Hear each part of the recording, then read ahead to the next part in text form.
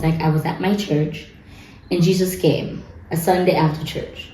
And he was calling people's name. He was like, yeah, you're going that way. And I went and I'm like, yes, I'm going that way. He's like, no, your name is not here.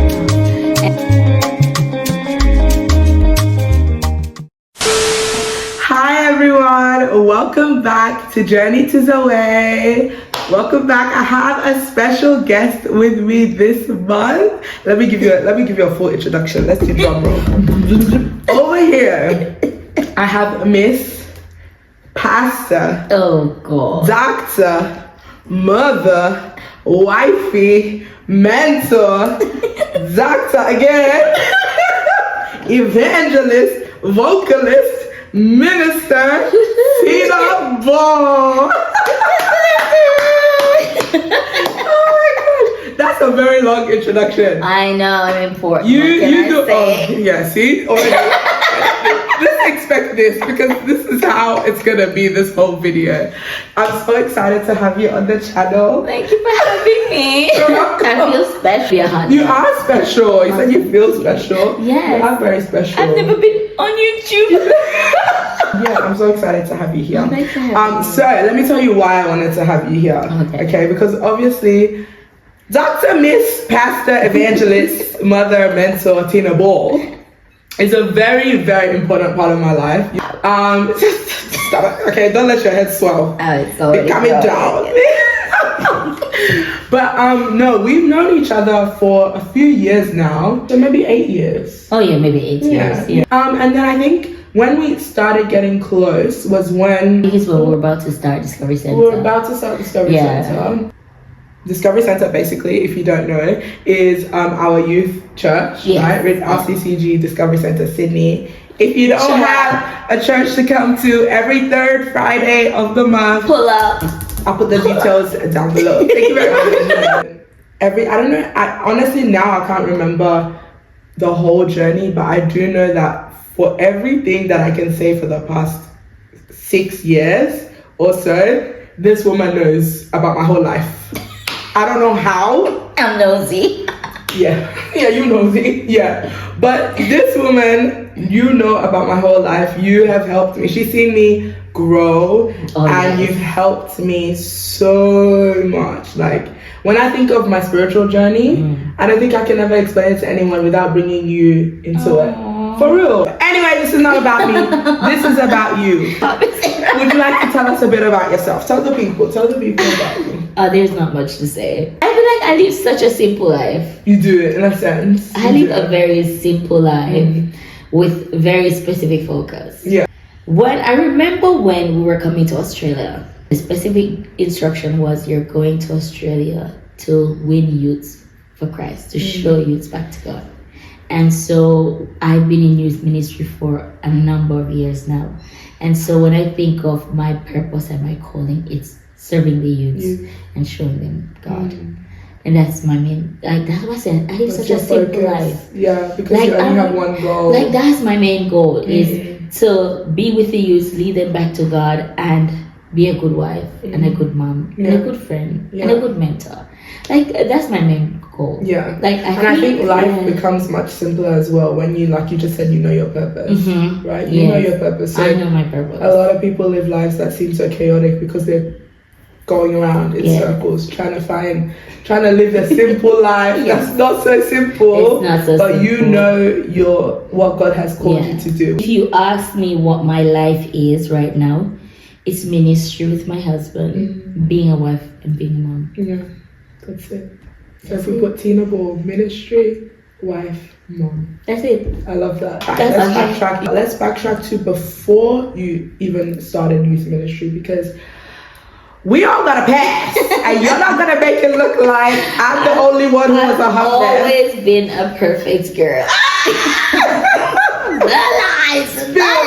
Spill the truth. But where did the journey begin for you? So, born and raised in church, always been a church girl. I lived with my grandma who literally lived in the churchyard. So I've always been going to church, always been singing on choir in church. Yeah. And I remember when I was around 12 or so, my aunt, who I went to church with as well, she switched church. And so I didn't want to be going to this church by myself with my grandma. Yeah. You didn't want to be that kid. Yeah. I wanted to be done with that. You wanted to be free. I wanted to be free. Yeah. I switched, I cried and begged to go to church with my aunt and her kids. And so she allowed me. Yeah.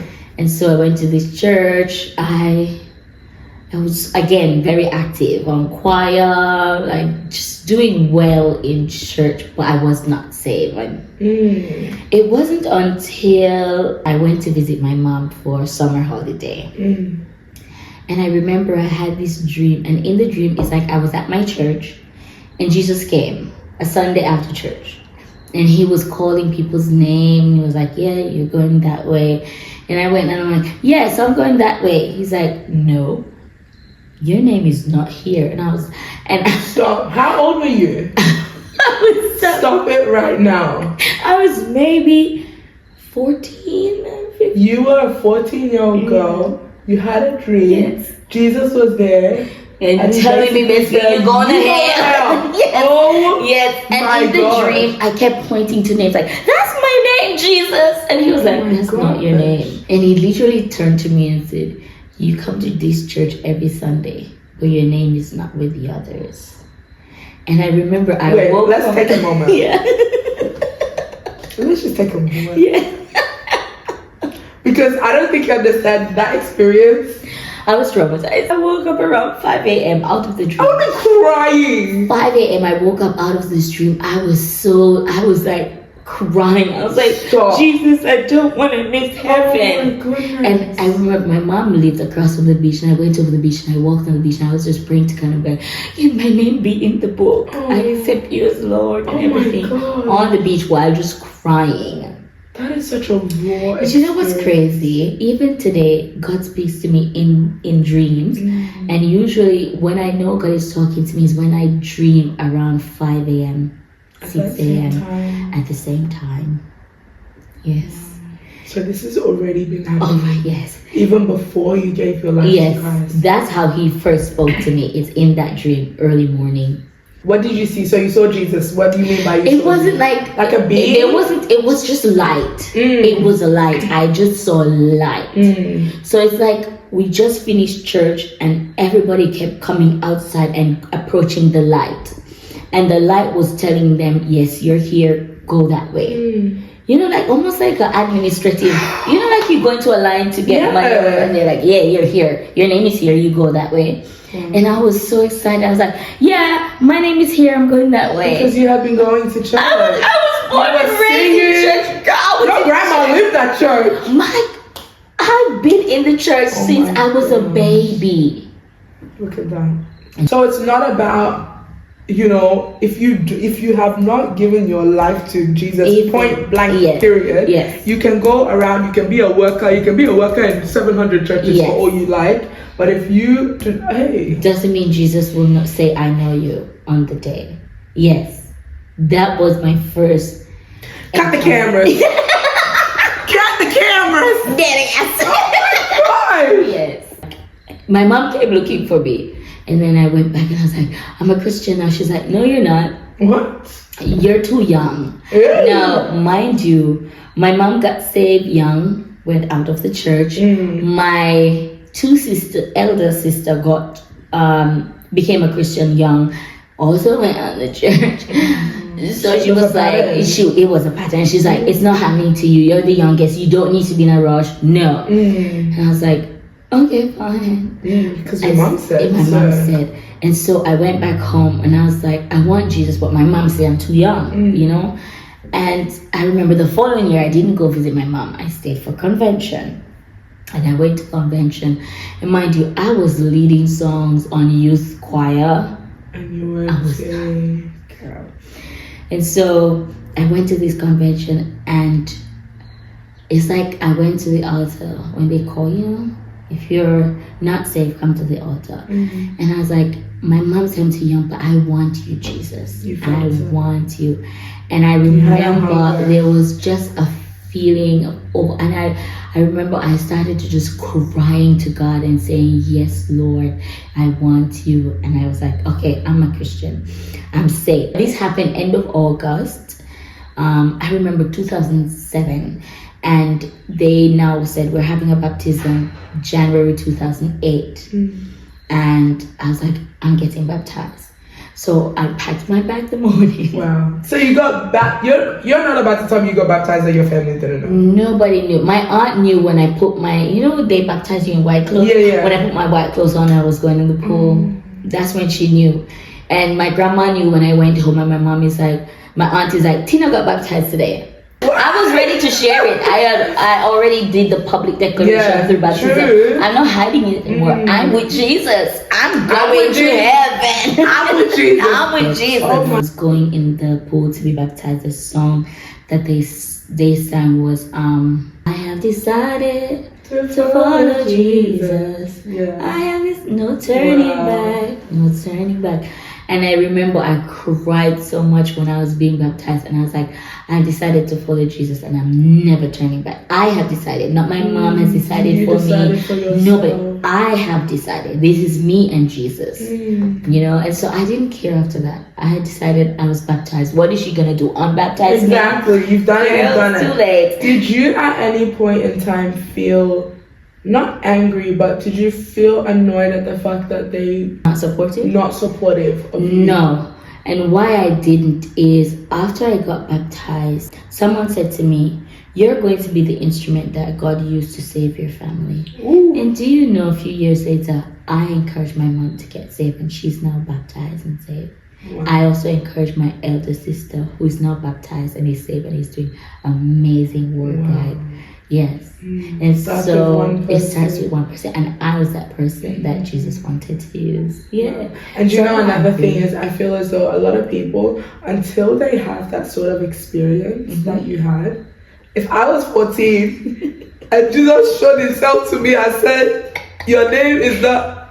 I feel like a lot of people don't realize the seriousness of it. Yes. Until they actually, and unfortunately, not everybody gets that. Not everybody gets that. Not everybody gets this. And that's why I know that God has a special calling over my life. The way he called me and be like, I'm talking to you. It's like he wanted you to snap out with Yes. He knew that if he did that to me, I'll faint. I was shaken to my core.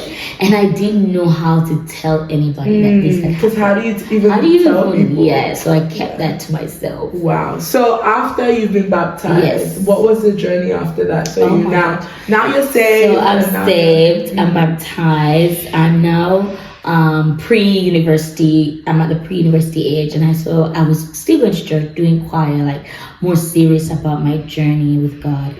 And it was time to apply for university. And so I was like, I applied to university that's close to home, but I was like, I'm not going to this university because I'm going to still be too close to home. I want to go away to discover myself, away from family and all that. And so I was applying, and I was like, what do I apply for? I had no idea.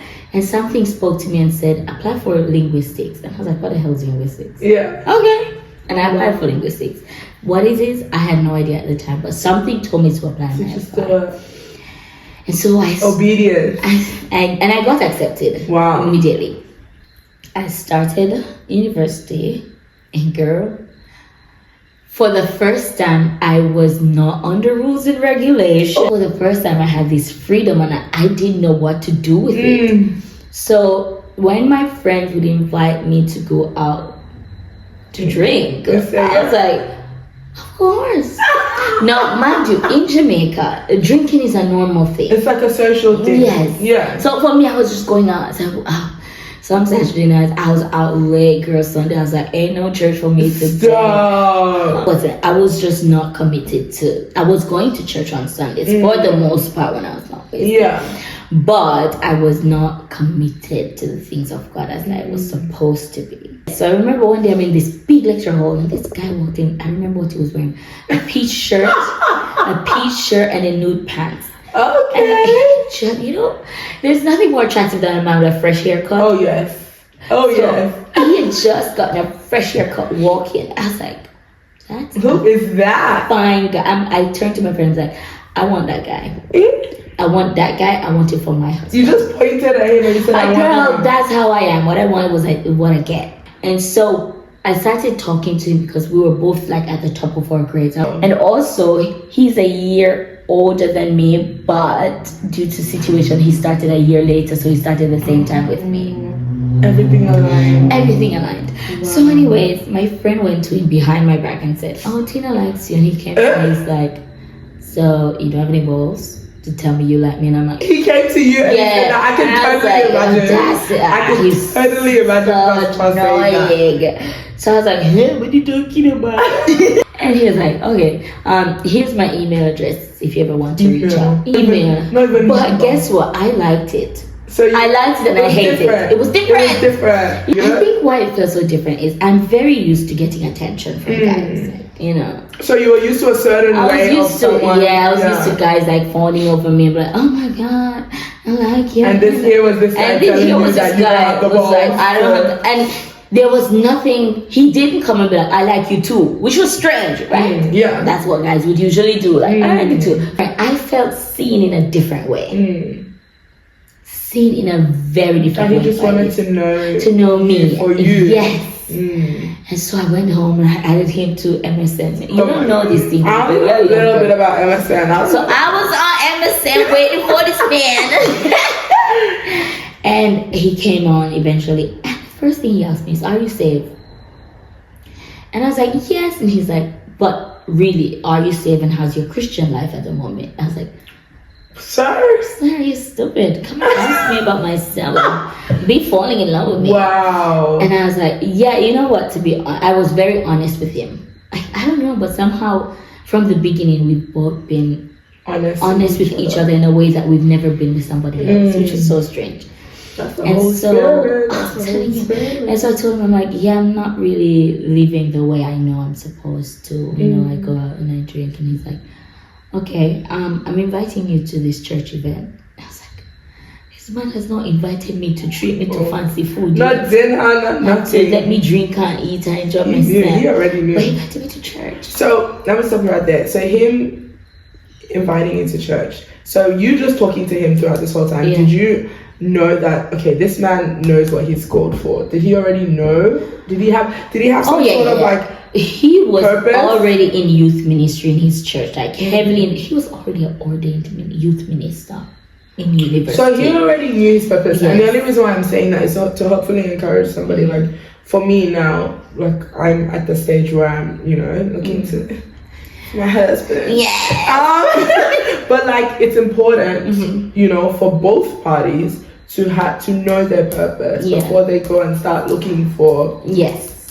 And so I think he genuinely wanted to guide me.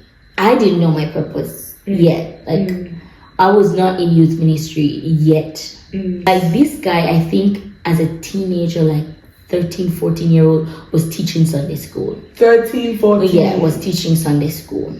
And so I went to the church program. Mind you, before I went to the church program, I was going to go home to visit home because I was in Kingston, but I was from a different parish. So I was going home to visit. And so, he accompanied me to make sure I went on my bus safe. And we finished class late. So he was like, okay, let me make sure you go on bus. Cause and, Sunday he went to church. His pastor was like, I saw you with a brown lady with long hair. Who is she and what does she want?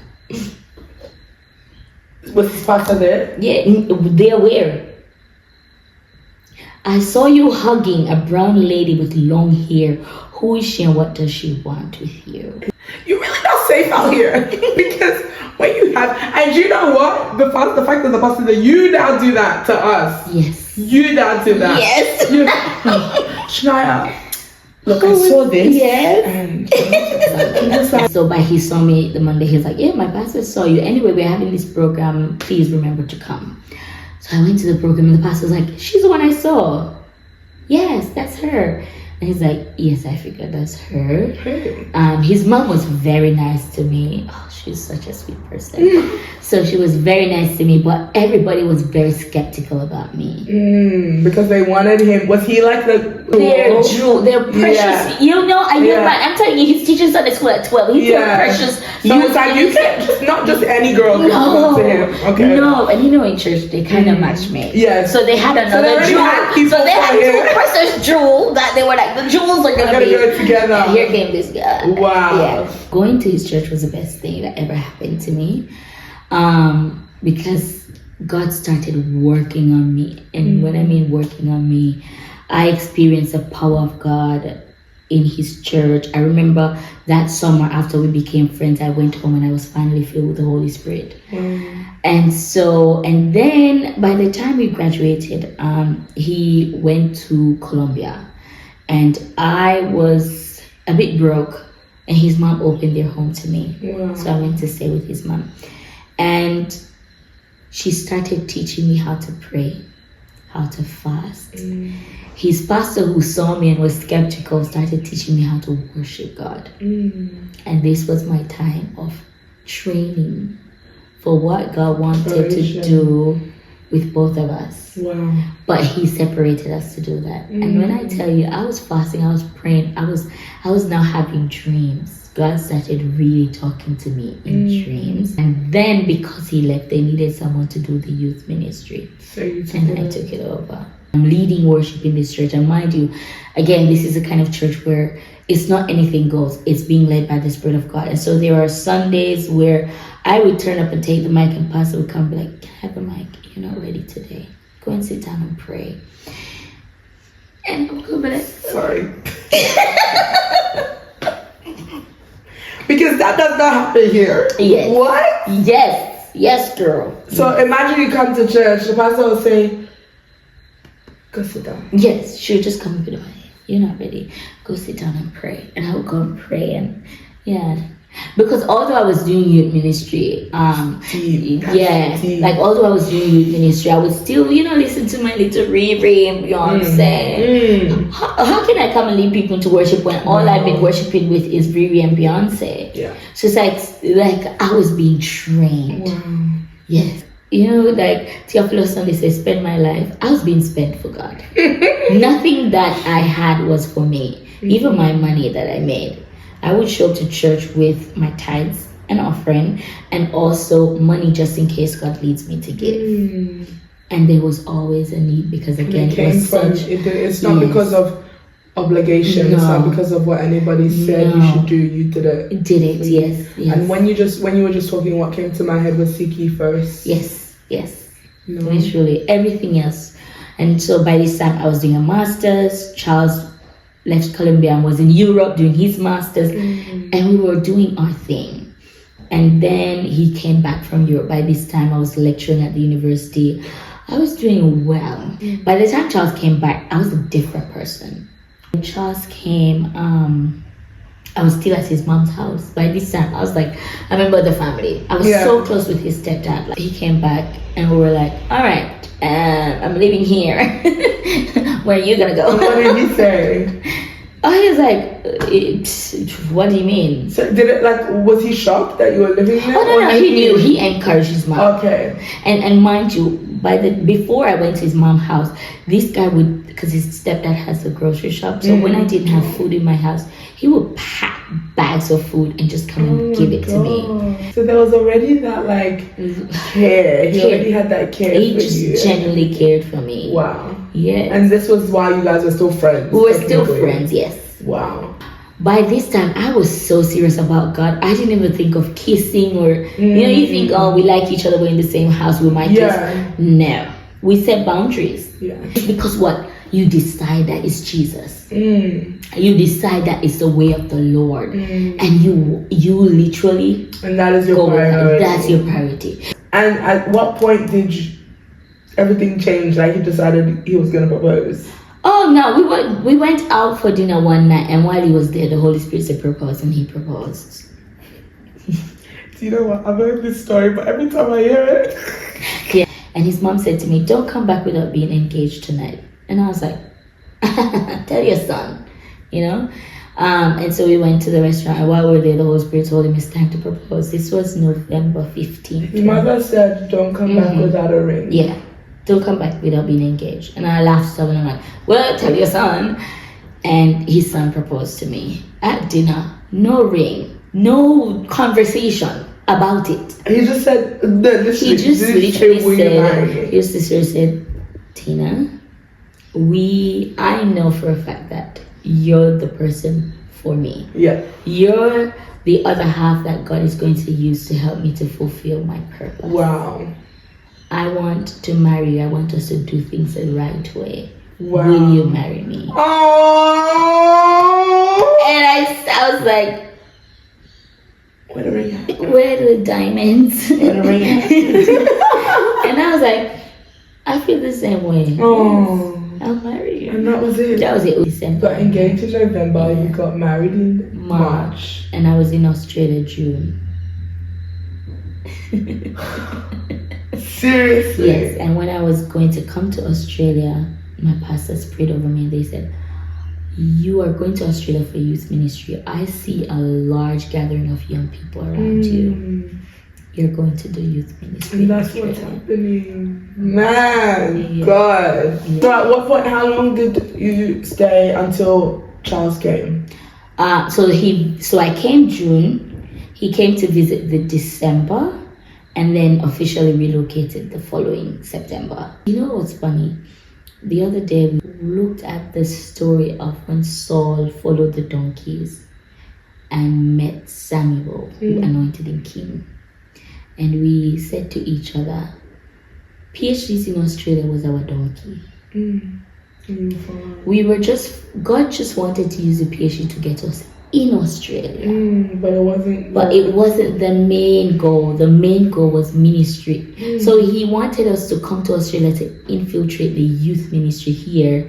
And so he used a PhD scholarship as a donkey to be It's like a door, like an open door. Yes. Sure that you know your donkey. And can distinguish between the donkey and the purpose. And sure you know your donkey. So don't be living to please a donkey, to find the donkey, and ignoring your purpose. Wow. Be able to say, this is my way into this area.